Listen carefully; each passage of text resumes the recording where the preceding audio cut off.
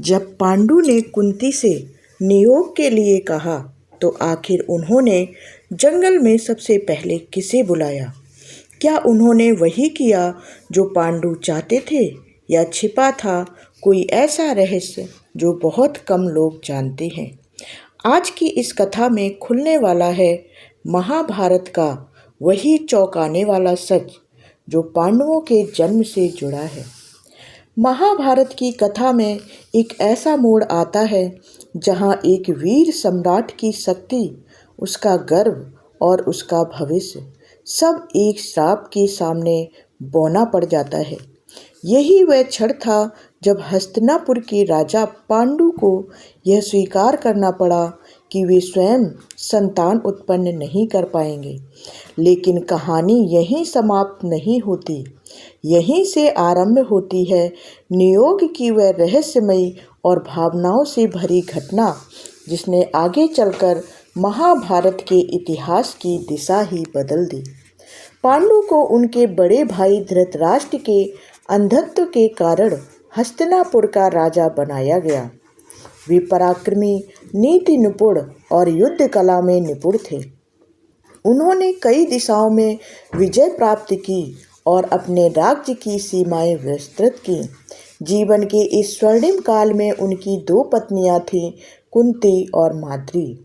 राजसी जीवन के बाद जब वे वन में अपनी पत्नियों के साथ रहने गए तब तक सब कुछ शांत और सुखद प्रतीत हो रहा था।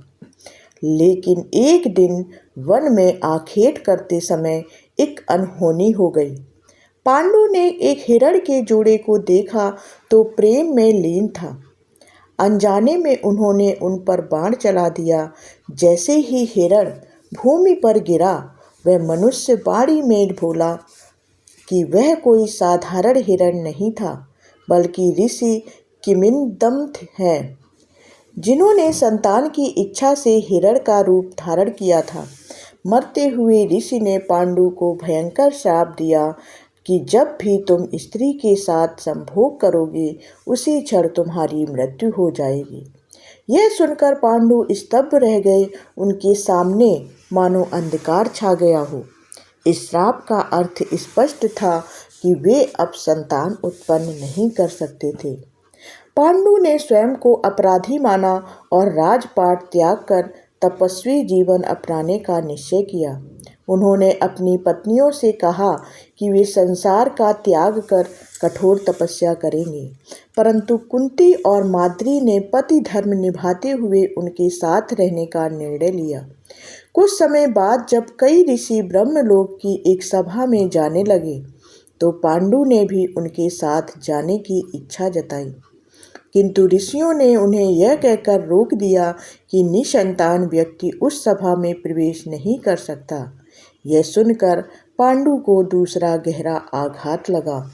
लेकिन उन्हीं ऋषियों ने यह भी संकेत दिया कि पांडु को देवतुल्य तेजस्वी पुत्र प्राप्त होंगे। यह सुनकर पांडु के मन में आशा की एक किरण जगी। तब पांडु ने कुंती से नियोग का प्रस्ताव रखा।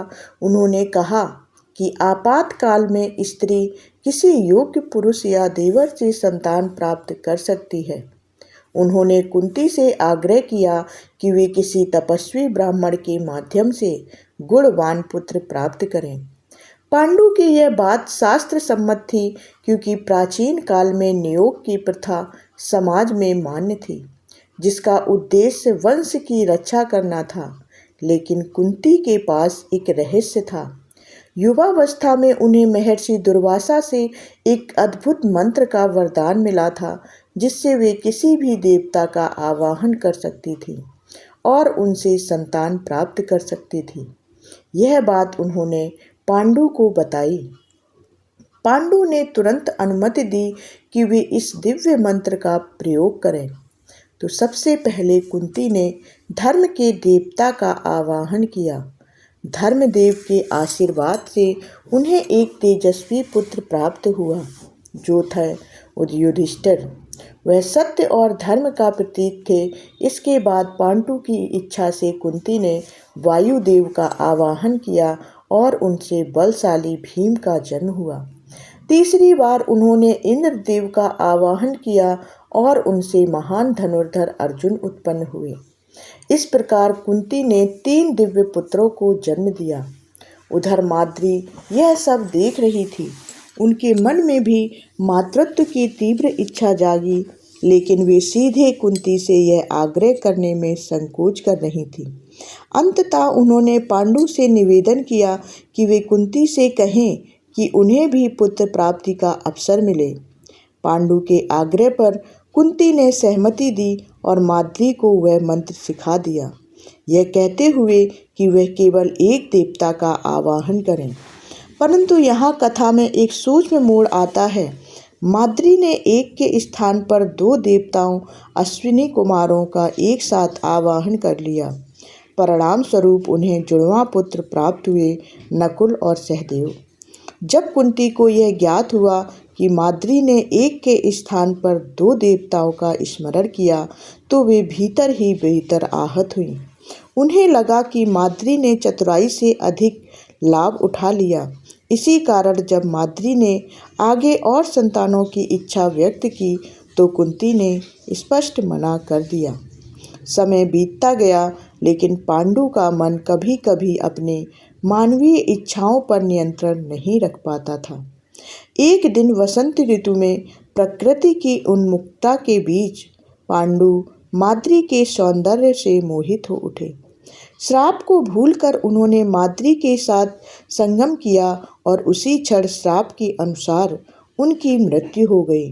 माद्री ने स्वयं को इस घटना का कारण मानते हुए सती होना स्वीकार किया और अपने प्राण त्याग दिए। 5 पुत्रों का पालन पोषण फिर कुंती ने ही किया। नियोग की परंपरा, जिसका उल्लेख इस कथा में आता है, प्राचीन समाज में वंश परंपरा को बनाए रखने का एक साधन थी।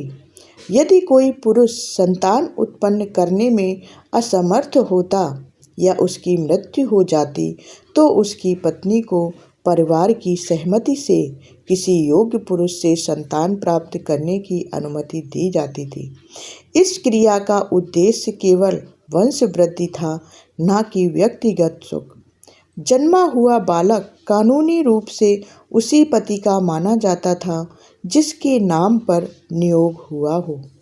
महाभारत की यह कथा केवल संतानों के जन्म की कहानी नहीं है, बल्कि यह उस समय के सामाजिक नियमों, स्त्री की स्थिति, कर्तव्य और भावनाओं के जटिल ताने बाने को भी दर्शाती है। पांडु का श्राप, कुंती का वरदान, माद्री की चतुराई और अंततः पांडु की मृत्यु, ये सभी घटनाएं मिलकर उस महान युद्ध की पृष्ठभूमि तैयार करती हैं जो आगे चलकर कुरुक्षेत्र में लड़ा गया। इस प्रकार जब पांडु ने कुंती से नियोग करने को कहा, तो उनका उद्देश्य किसी ब्राह्मण या योग्य पुरुष से संतान प्राप्त करना था, लेकिन कुंती ने अपने वरदान के माध्यम से सबसे पहले धर्मदेव का आवाहन किया। यहीं से आरंभ हुआ पांडवों का जन्म, जिसने इतिहास और धर्म ग्रंथों में अमर स्थान पाया। अगर आपको महाभारत की ऐसी रहस्यमयी और अनसुनी कथाएं पसंद हैं, तो वीडियो को लाइक ज़रूर करें और चैनल को सब्सक्राइब भी ज़रूर करें, ताकि सनातन धर्म और इतिहास की और धार्मिक रहस्यों की ऐसी ही अद्भुत कहानियाँ आप तक सबसे पहले पहुँचती रहें। आपका क्या विचार है कि क्या कुंती ने सही किया था? अपनी राय कमेंट करके हमें ज़रूर बताएं और वीडियो को ज़रूर लाइक करें और कमेंट ज़रूर करें। चैनल को सब्सक्राइब कर लें। मिलते हैं अगली रोचक कथा के साथ। जय श्री कृष्ण। धन्यवाद।